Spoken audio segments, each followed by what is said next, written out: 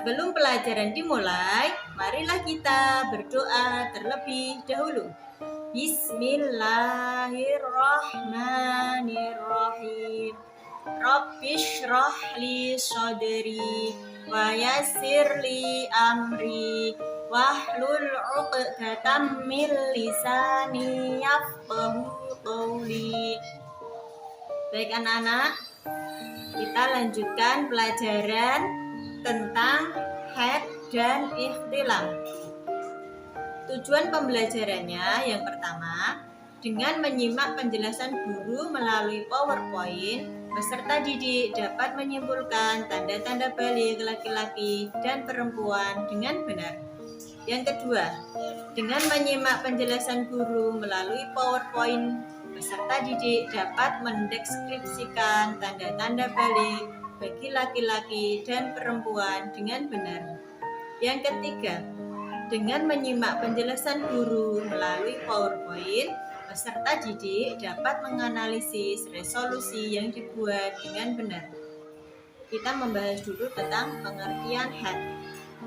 Secara bahasa, had artinya aliran atau sesuatu yang mengalir. Secara istilah, had adalah darah yang keluar dari rahim seorang wanita pada waktu-waktu tertentu yang bukan karena disebabkan oleh suatu penyakit atau karena melahirkan. Jadi anak perempuan ketika mengeluarkan darah yang keluarnya biasanya 1 bulan sekali, bukan karena sakit ataupun penyebab lain. Setelah dia berusia 9 tahun lebih, maka dia sudah dikatakan had, bukan darah penyakit. Warna darah had biasanya merah kehitaman dan agak kental. Waktu terjadinya had. Waktu had adalah 1 hari 1 malam. Ini adalah paling sedikitnya had 1 hari 1 malam keluarnya, harus secara terus-menerus. Umumnya had terjadi selama 6-7 hari. Ini dialami oleh setiap wanita. Umumnya itu selama 6-7 hari. Dan maksimal waktu had itu 15 hari 15 malam. Apabila melebihi 15 hari dan 15 malam ini, maka anak tersebut tidak dikatakan had, tapi istihadah. Sifat darah had. Had darahnya kental, berwarna hitam, merah-merahan, dan berbau anyir. Hal-hal yang dilarang bagi perempuan had. Yang pertama, sholat. Seorang wanita apabila had tidak diperbolehkan sholat karena itu hukumnya haram.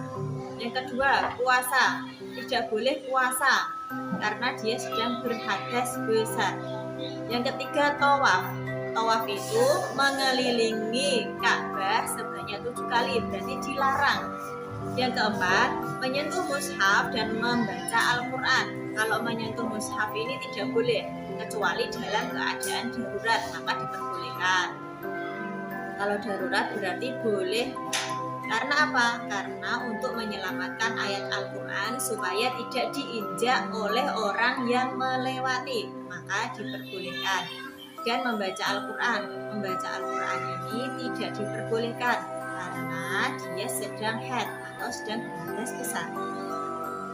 Yang kelima, iktikaf.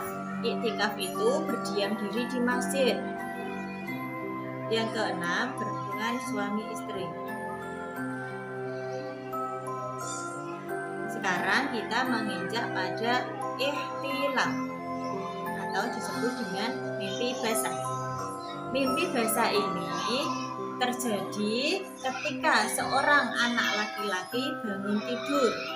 Bangun tidur dia mengeluarkan sperma, maka dia sudah dikatakan ikhtilam. Dan itu berarti anak laki-laki sudah balik. Kenapa? Karena dia sudah mengeluarkan sperma.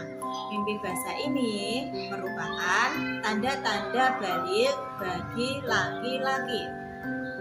Hal-hal yang dilarang bagi orang yang junub diantaranya yang pertama sholat, sama halnya dengan haid. Berarti orang yang junub itu tidak boleh sholat sampai dia mandi wajib. Yang kedua, tawaf. Yang ketiga, menyentuh mushaf dan membaca Al-Quran juga tidak diperbolehkan bagi orang yang sedang junub. Yang keempat, iktikaf. Iktikaf itu berdiam diri di dalam masjid dengan tujuan niat untuk melakukan ibadah, tidak diperbolehkan karena dia sedang junub. Iktikaf berdiam diri di masjid dengan tujuan niat untuk melakukan ibadah ini juga tidak diperbolehkan.